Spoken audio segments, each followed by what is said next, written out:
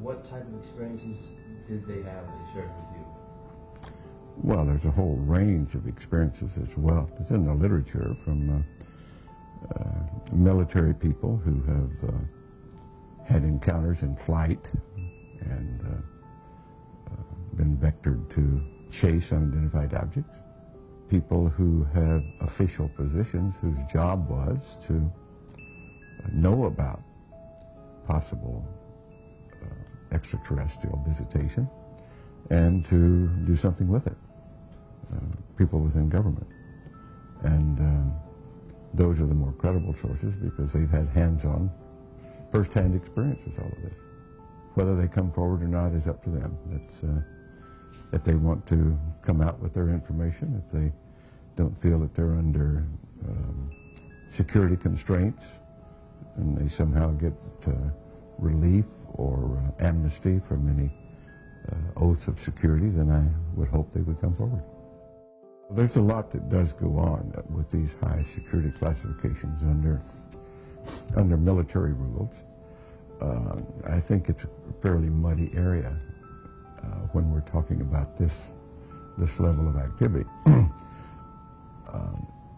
Yes, there are some stories that are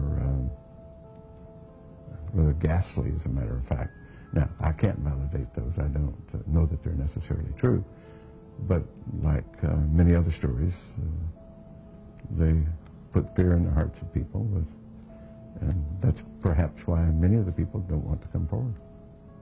Well, my interest basically is what's the nature of the universe we live in? What is our relationship to the larger reality?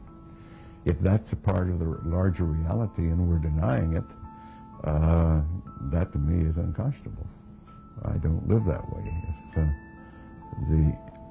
If I went into space to learn about the universe we live in, to get new insights, to go beyond the boundaries of our known existence.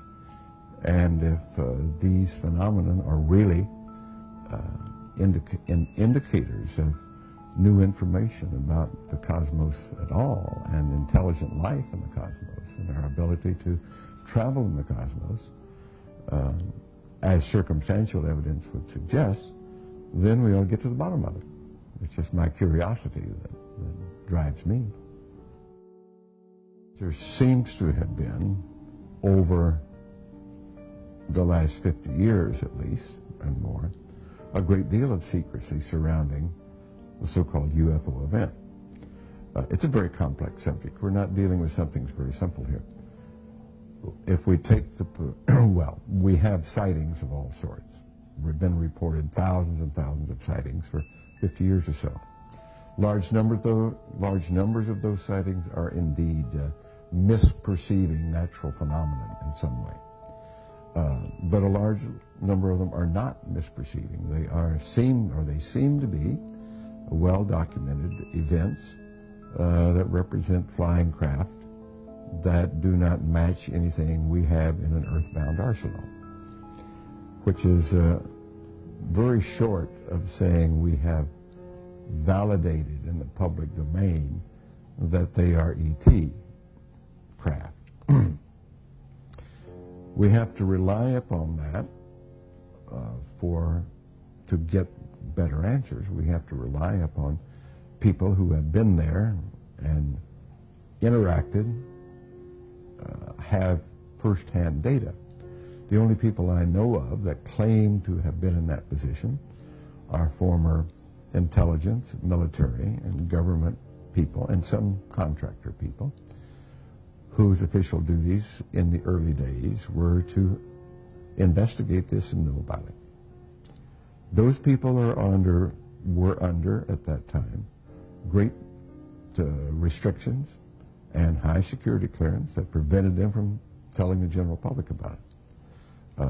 It would appear that period is long past, but they're still under security restriction, or at least believe they are. There have been ET visitation, there have been crashed craft, there have been material and bodies recovered, and there is some group of people somewhere that may or may not be associated with government at this point, but certainly were at one time, that have this knowledge and have been attempting to conceal this knowledge or not permit it to be widely disseminated. So who do you think is in control of this knowledge at this point? I cannot answer that. I cannot answer who are these people, but there's a lot of evidence that points to what I call a clandestine group, people who have some quasi-affiliation with government and use certain government facilities, but operate in a rather very stealth and secret way that is not generally under high-level governmental control as far as we can tell. Yes, there has been ET visitation and may continue to be. There has been craft that have been recovered.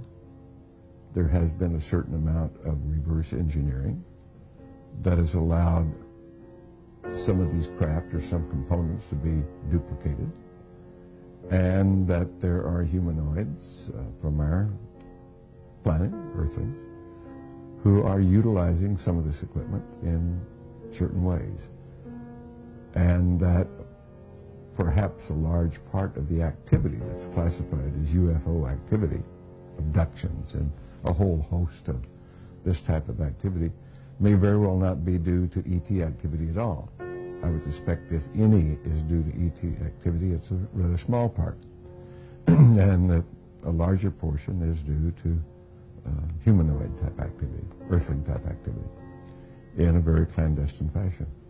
Sort of instill a fear of... Well, I will stop short of attaching motivation to this. I don't know the motivation.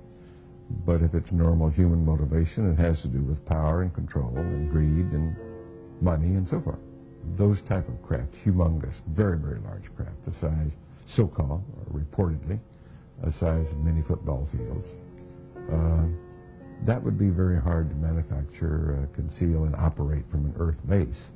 It would seem if that account is true at all, it probably would have to be something beyond this realm. I think it's long past time to open this up to the public because they don't know what to do about it anyhow.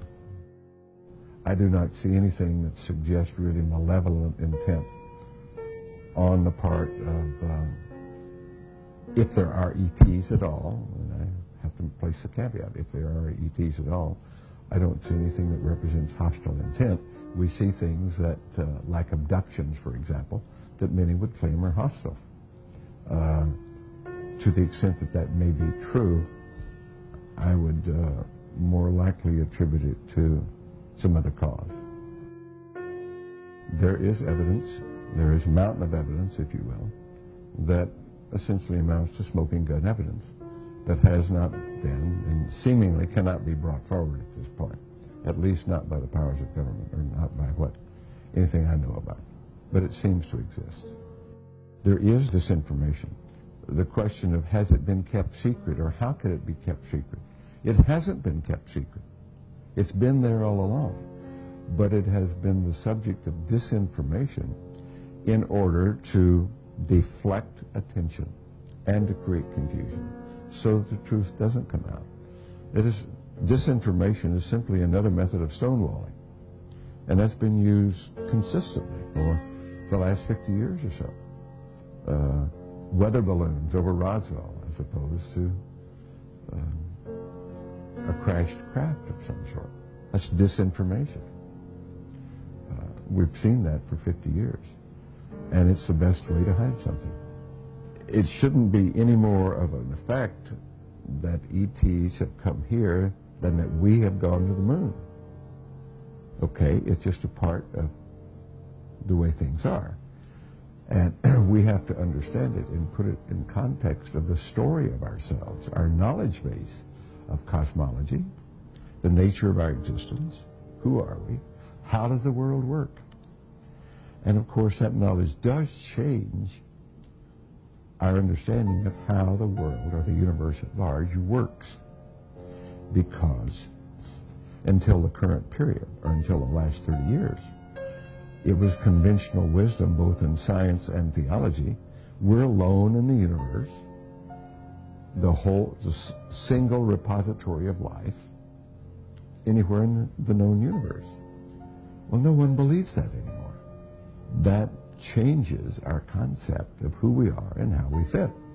And it's becoming very clear that the way we have conducted ourselves as stewards of life on planet Earth is wanting. We haven't been good stewards. We have environmental, global problems right now that are bringing civilization to a crisis. And people don't want to hear that, but it's slowly becoming obvious that that is true. So this knowledge of who we are, how we manage a planet, how we fit into the larger scheme of things is a very important question. Dr. Greer did indeed mount an initiative and did go to Washington, did speak with high-level government people, did present some of the witnesses that we've talked about there to give briefings, and has asked for congressional hearings on these matters. I attended and helped him with that, and I believe that's a very important effort, that we get congressional oversight of all of this. But so far that hasn't happened. We briefed certain members of Congress, some of their staff, some of the people from the White House. We talked with people in the Pentagon. And in general, it was well received, and some were quite amazed at what they heard. But so far it hasn't resulted in any great activity. Did this come to news? Was this news to a lot of their ears? To some people, yes. Yes. Others, not really so much. But I will say it led me to the belief that people in high-level government have very, very little, if any, information, valid information about this. Most have no more knowledge than the man in the street. Representatives from the intelligence section, they were out of the loop of the things we're talking about. Does that come to a concern to you? Oh yes, it's a very great concern. I have expressed this concern over and over. That's exactly what I'm saying, is that whatever activity is going on, to the extent that it is a clandestine group, a quasi-government group, a quasi-private group, it is without any type, as far as I can tell, of high-level government oversight. And that is a great concern.